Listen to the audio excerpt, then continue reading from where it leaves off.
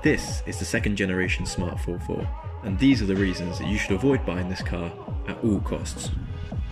Loose, saggy, imprecise, all words that I can use to describe the gearbox on the Smart ForFour. The shift is horrible. You want to pull away?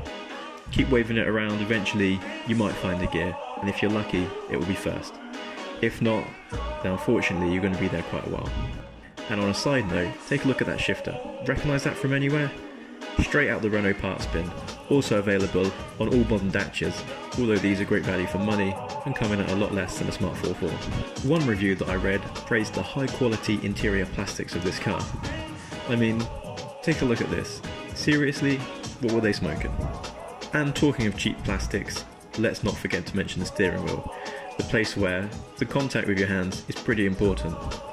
Once again, horribly cheap, hard plastic, meaning anything more than a short drive leaves your hands aching and wishing that you had maybe some sort of leather steering wheel or even just soft plastic. Great to have cruise control buttons on the steering wheel, that is a plus. But where's my volume control?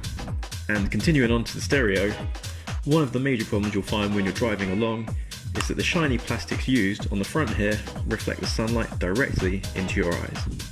Don't want to rest your foot on the clutch for your entire journey? Well, in most cars this is not a problem. In the Smart ForFour, all you've got is a large portion of inner wheel well, and unfortunately there's no getting comfortable with that. So maybe the boot space will be the redeeming feature of this car. Nope, it's rear engined, and unfortunately this means you lose all the depth from the boot. The rear boot is tiny, and in addition to this, it gets really hot. So if you want to carry anything, like for example food or drink, by the time you get home, it's already going to be cooked. But granted, this is a super mini, and many of these gripes are also found in the competition. So what makes this car so bad? Wind. Wind makes this car downright dangerous. And you can drive it on any relatively fast road at safe speeds, and if there's any kind of wind, or if you're going past a lorry, this car gets thrown all over the place.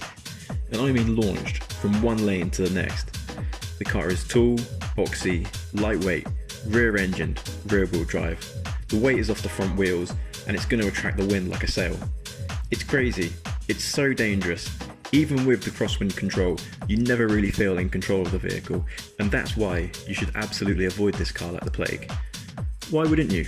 With cars like the Skoda Citigo, the Hyundai i10, the Citroen C1, Peugeot 108, the Toyota Aygo, the Volkswagen Up, the Fiat Panda, there's so many great alternatives out there, so there's no reason to put up with this.